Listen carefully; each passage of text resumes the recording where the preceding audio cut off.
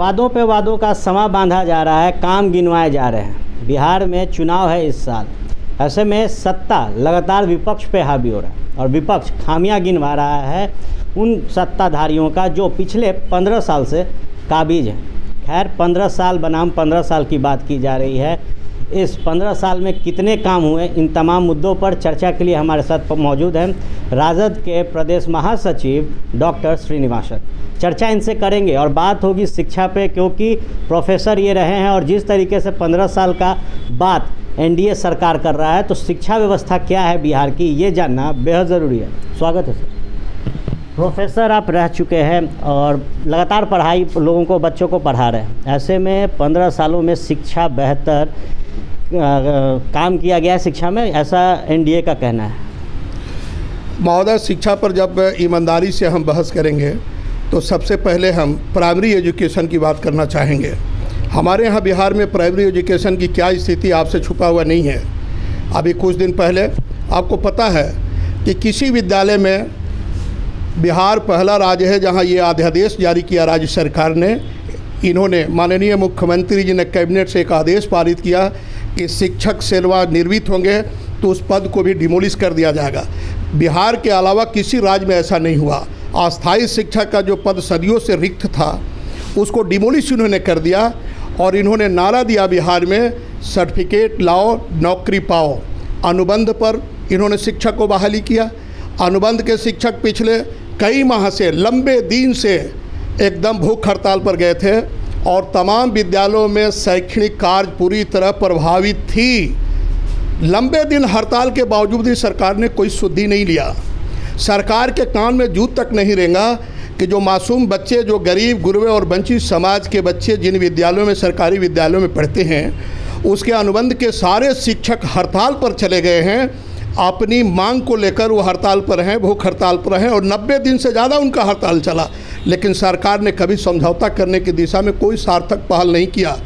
परिणाम हुआ कि लंबे दिन तक वंचित समाज के लोग जो अपने बच्चों को उन विद्यालयों में पढ़ाते हैं, उनकी शैक्षणिक व्यवस्था और उनकी पढ़ाई का काम पूरी तरह बाधित रहा। आप देख लीजिए, इन सरकारी विद्यालयों में अस्थायी शिक्षकों की संख्या नहीं के बराबर है, सिर्फ अनुबंध के शिक्षक वहाँ हैं। ऐसा इसलिए हुआ कि पहली ये सरकार है जिसने यह अध्यादेश जारी कर दिया कि अगर शिक्षक, अस्थायी शिक्षक सेवानिवृत्त हो जाएंगे तो उनके पद को भी डिमोलिश कर दिया जाएगा। ये बिहार के अलावा किसी राज्य में नहीं हुआ, सिर्फ बिहार में हुआ, जिसके चलते अस्थायी शिक्षकों का पद आज लगभग समाप्त होने की स्थिति में है। बहुत कम ही अस्थायी शिक्षक बच गए हैं। सिर्फ अनुबंध के शिक्षक इन सरकारी विद्यालयों में कार्यरत हैं। और अनुबंध के शिक्षक की बहाली किसने किया भाई?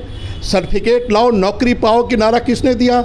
माननीय मुख्यमंत्री जी ने घोषणा किया कि हम शिक्षकों को नौकरी देने जा रहे हैं। आज शिक्षक अपने वेतन की मांग कर रहे हैं, समान कार्य समान वेतन की बात कर रहे हैं और सरकार सुन नहीं रही है। अब इसको बेहतर कैसे किया जा सकता है? 15 साल लालू राबड़ी राज रहा, 15 साल नीतीश कुमार बतौर मुख्यमंत्री रहे, 30 साल का कार्यकाल। इस 30 साल के पूरे खामियों को अब कैसे बदला जा सकता है?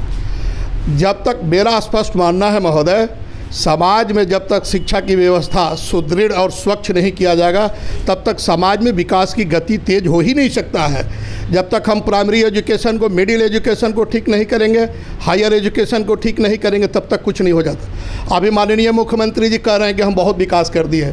15 साल में ईमानदारी से बताइए, विश्वविद्यालय का, कितने विश्वविद्यालय का आपने गठन किया, कितनी बहालियाँ आपने किया? 15 साल में आपने एकमात्र बहाली किया सरकारी महाविद्यालयों में, जिसमें यूजीसी 9 रेगुलेशन के चलते बिहार के सारे योग्य परिशास्त्री बच गए और अदर स्टेट के लोग उसका लाभ उठाकर आज सरकारी कॉलेजों में प्राध्यापक के पद पर बने हुए हैं। क्योंकि 2009 रेगुलेशन जो था उसमें यह था कि 2009 के पहले जो लोग पीएचडी किए हैं वह एलिजिबल नहीं है इस पोस्ट के लिए, और उसी में यह कंडीशन था कि राज्य सरकार इसमें आंशिक संशोधन कर सकती है। राज्य सरकार ने आंशिक संशोधन नहीं किया। परिणाम हुआ कि बिहार के 2009 से पहले जो विद्यार्थी पीएचडी किए थे, असिस्टेंट प्रोफेसर बनने से वो वंचित रह गए और बाहर के लोग इसका लाभ उठा के सरकारी कार्यालय, सरकारी कॉलेजों में वह असिस्टेंट प्रोफेसर के पद पर कार्यरत हो गए। ये बिहार को बहुत बड़ा नुकसान हुआ। ईमानदारी से बताइए, बिहार एकलौता राज्य है इस हिंदुस्तान में जिसमें कॉलेज में शिक्षकों की बहाली करने के लिए कोई आयोग नहीं है। अपलेटेड कॉलेज में बहाली के लिए कॉलेज सेवा आयोग यहाँ गठित था, माननीय मुख्यमंत्री जी हुकूमत में आने के बाद ये दोनों आयोग को इन्होंने डिमोलिश कर दिया। विश्वविद्यालय सेवा आयोग को, कॉलेज सेवा आयोग को इन्होंने डिमोलिश कर दिया, नहीं रखा इन्होंने उस आयोग को। आज स्थिति क्या है? आज स्थिति ये है कि आनन फानन में बिहार लोक सेवा आयोग को लेक्चरर की बहाली के लिए भेज रहे हैं। आपको पता है कि बिहार लोक सेवा आयोग के पास इतना कामों का अंबार लगा हुआ है कि बिहार लोक सेवा आयोग का अपना काम ही समय नहीं हो पाता है। नतीजा हो रहा है कि 15 साल में एक बहालियाँ ये किए। पिछले साल 14 साल बिना आयोग का यह बिहार रहा।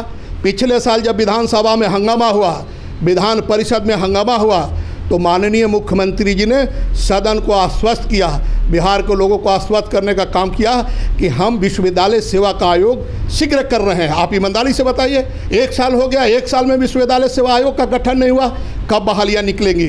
कॉलेज जो है बहुत सारे विभाग शिक्षक विहीन है, वहाँ कोई शिक्षक किसी विषय में नहीं है।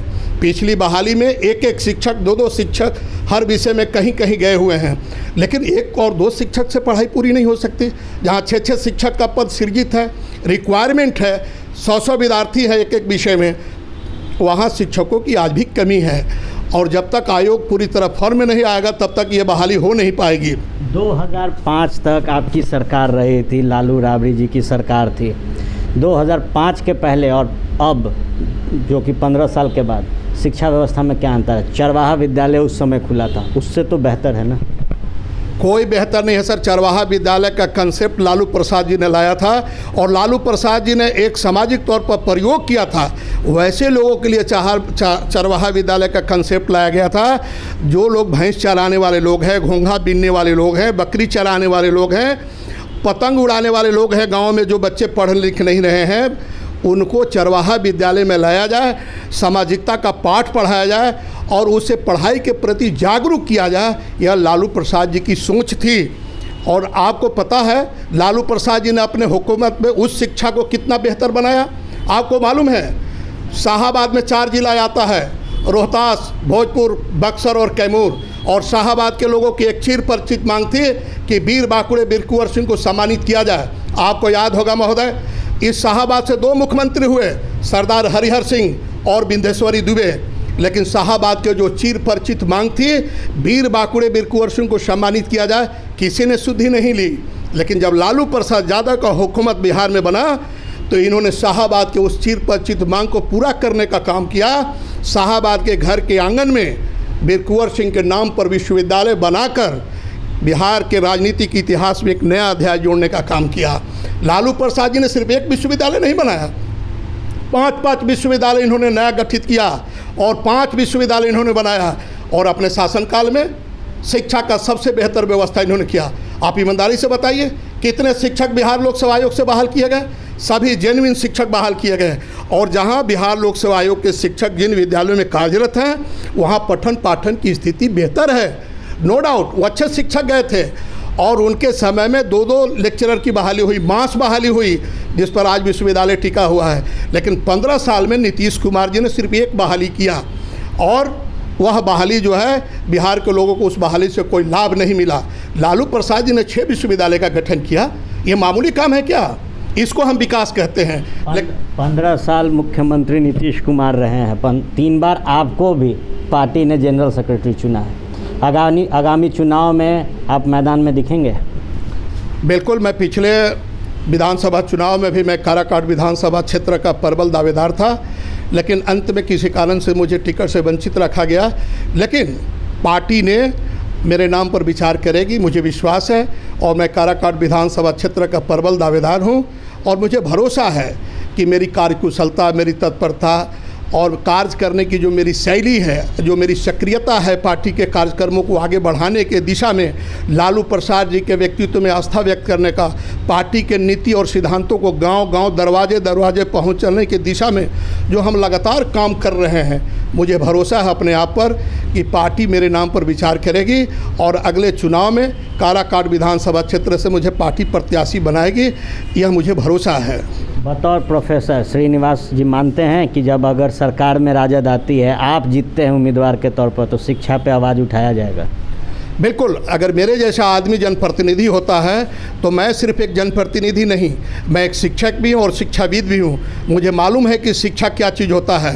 हम बार बार आपको कह रहे हैं महोदय कि समाज में विकास की गति तभी तेज हो सकती है जब समाज में शिक्षा की बेहतर व्यवस्था होगी, और मैं शिक्षा के लिए हमेशा तत्पर रहूँगा। अगर ये अवसर पार्टी ने मुझे दी और मैं जनप्रतिनिधि होकर आया तो शिक्षा के सवाल पर हम हमेशा सरकार का ध्यान आकृष्ट करते रहेंगे और बेहतर शिक्षा बिहार में हो, अन्य राज्यों की तरह यहाँ शिक्षा व्यवस्था हो, ताकि गर्व के साथ लोग कह सकें। आज दिल्ली में क्या है महोदय, दिल्ली में थोड़े से समय में वहाँ प्राइमरी एजुकेशन को, मिडिल एजुकेशन को कितना बेहतर कर दिया गया। सिर्फ इच्छा शक्ति की ज़रूरत है। हमारे यहाँ संसाधन की कमी नहीं है, लेकिन हम उस काम को नहीं कर पाते हैं। माननीय नीतीश कुमार जी ने 15 साल में शिक्षा की तरफ ध्यान ही नहीं दिया। कभी इन्होंने उधर लौट कर देखा ही नहीं कि शिक्षा की क्या स्थिति है। इसलिए चरमरा गई शिक्षा। हमारे यहाँ शिक्षा कुछ नहीं है, बर्बाद हो गया यहाँ का प्राइमरी, मिडिल और हायर एजुकेशन महोदय। यहाँ कुछ रह नहीं गया है। आज बेहतर शिक्षा व्यवस्था बनाने की ज़रूरत है। University service commission, college service commission का गठन अति आवश्यक है, ताकि वहाँ शिक्षक समय जा सकें और पढ़ाई और विश्वविद्यालय का जो सिलेबस है उसको सुचारू रूप से, जो हमारा करिकुलम है यूनिवर्सिटी का, हम उसको सुचारू रूप से संचालित कर सकें और समय हम पूरे पाठ्यक्रम को पूरा कर सकें और बेहतर प्रदर्शन हो परीक्षा में, हमारे विद्यार्थी अच्छा करें अन्य राज्यों से, ये हम चाहते हैं। लेकिन ऐसा हो नहीं रहा है। नीतीश जी के राज में सिर्फ विकास की ढोंग पीटा जाता है, लेकिन कुछ होता नहीं है महोदय। यहाँ मैं तो स्पष्ट रूप से आपको कहने में मुझे कोई हिचक नहीं कि पिछले 15 साल में माननीय मुख्यमंत्री जी ने शिक्षा पर कोई बहस नहीं किया और शिक्षा पर कभी उन्होंने ध्यान ही नहीं दिया, जिसके चलते बिहार की शिक्षा व्यवस्था पूरी तरह चौपट हो गई। फर्स्ट बिहार झारखंड से बात करने के लिए धन्यवाद। आधुनिक अस्पतालों में से एक NSMCH multi speciality 350 bedded hospital, अनुभवी डॉक्टर एवं ट्रेन्ड पैरामेडिकल स्टाफ, विश्व स्तरीय सुविधाओं के साथ अत्याधुनिक ऑपरेशन थिएटर, ICU, NICU, निशुल्क OPD परामर्श, 24 घंटे इमरजेंसी सर्विसेज और जटिल गर्भावस्था का इलाज। Netaji Subhash medical college and hospital, Amhara, Bihta, Patna.